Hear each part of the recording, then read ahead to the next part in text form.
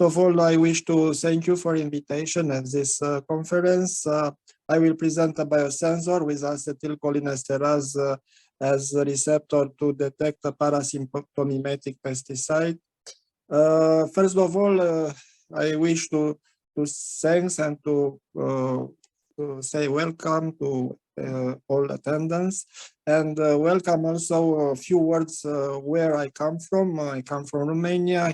You are welcome all the time to visit our country, including the Dracula Castle, as you see here, and the Dracula picture.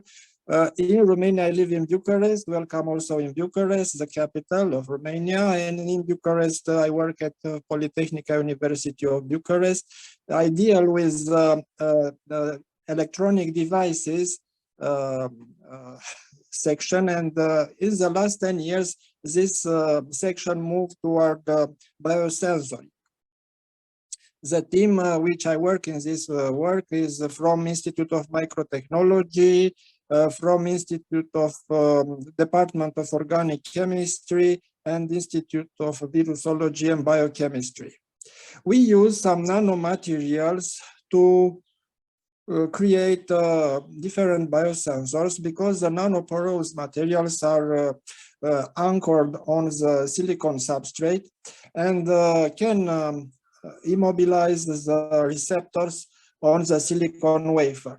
The predicted trends in the future year in nanoelectronics is to combine these nanomaterials with biomaterials to integrate them within the silicon devices, like transistors, like MOS transistors. The principle of work is to use the enzyme on a porous thin layer, for instance, by adsorption. We used in the past, as an example of nanostructural material, the nanostructural oxide of titanium that was deposited by spattering, and then in a vacuum condition we covered this we convert practical bionodization this oxide of titanium in a nanotube of titanium, as it is seen in this same image. Obviously, over this nanometric structure by capillarity, we dropped and then follow a lot of sequences that produces the deposition of the enzymatic membrane. For this, in this scope, we use the glutaraldehyde or naphthalene or both as cross-link agents, combining their mechanical and thermal properties from naphthalene and also other good adherence from glutaraldehyde. Here is the same image with the enzymatic membrane of glucose oxidase over the silicon membrane. Under is the titanium oxide nanotubes. Coming now to pesticides. Nowadays agriculture is obviously dominated by the usage of the pesticides. On the other hand, pesticides pollute a large palette for the environment, plants, organisms, soil, and water. So it is useful to produce monitoring tools like biosensors. For instance, pesticides from the class of para-sympathomimetic groups act in two directions: directly stimulating the nicotinic or muscarinic receptors, or indirectly by the cholinesterase inhibition and supporting the acetylcholine release. One of these pesticides is paraoxone, is a novel generation pesticide, and is one of the most potent acetylcholinesterase inhibitor available as insecticide. Obviously, in aqueous dilution is represent a high risk of poisoning for humans or animals due to its absorption in skin or teguments, and produce a lot of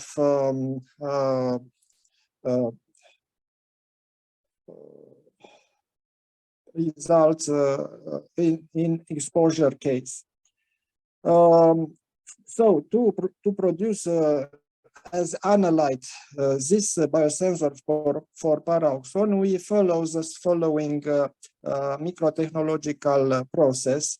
We start from the silicon wafer, then follow an initial oxidation, then follows the photogravure that let the porosification in fluorhydric acid, followed by porous treatment in firstly at 450 degrees Celsius, followed by inert atmosphere in 950 degrees Celsius for 2 hours, followed by the next photogravure, then deposition of titanium platinum on the face with these thicknesses, then rear chrome gold deposition with these thicknesses, then the photogravure M3, deposition of titanium silver with these thicknesses, then photogravure mask 4, followed by mechanical cleaning, and in the last step, a membrane deposition with enzyme.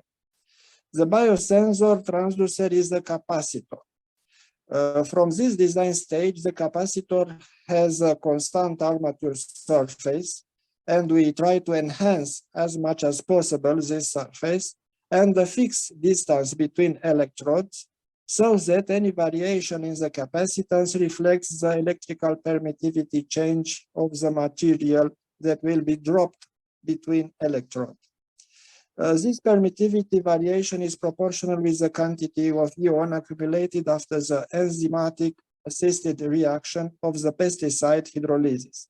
Therefore, in order to increase the sensor sensitivity, the active area was increased by the interdigited electrode. And also the reference electrode was classical one, silver chloride, but in the solid state deposition. Here are the image of the two work electrodes, right and left, and in the middle is a reference electrode during the design stage, and finally you will see also the fabricated one. We use what nanomaterials, what nanoporous materials, silicon nanoporous. That why we use silicon porous as nanostructure, because it has a closer lattice constant with silicon. So silicon porous is a better intermediate material than the previous use, like oxide of titanium or oxide of aluminum.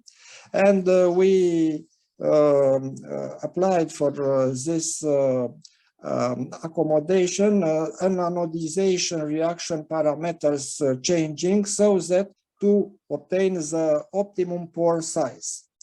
The conversion of the silicon film in silicon porous at the surface avoid further metal deposition and decrease also the cost. Here you can see the image of the morphological characterization of the pitch of the wafer covered by silicon porous and covered by acetyl-choline-esterase enzyme. Here for the nanoporous, we studied different current densities that produce different pores depth. So by technology of anodization, we can control the pore depth. And here is an image, IFM image of the reference electrode that was also realized on the silicon planar technology. And here is a final device with a picture of the interdigited electrodes that are for the capacitor, and in the middle is a reference electrode. Here is a detail of the titanium platinum interdigited electrodes. The performances are detection limit was up to 0.5 micromolar for paraoxone, and also we tested for 2 micromolar for nitrophenil, and the linear range was 0.5 to 10 micromolar for paraoxone and 5 to 100 micromolar for nitrophenol. We have some publishing on this topic. As a conclusion, we use the porous silicon as a promising materials to entrap the acetyl-choline-esterase enzyme for pesticide biosensor. We can control the porosification process by concentration of the chosen electrolyte, by temperature, by anodizing current intensity, by cross-processing analytic. And the optimum immobilization was by cross-linking with glutaraldehyde. Here is also an invitation to participate, if you wish, at a special issue in Biosensor concerning the organic thin film transistor-based biosensors. Thank you very much for your attention. I'm open for questions.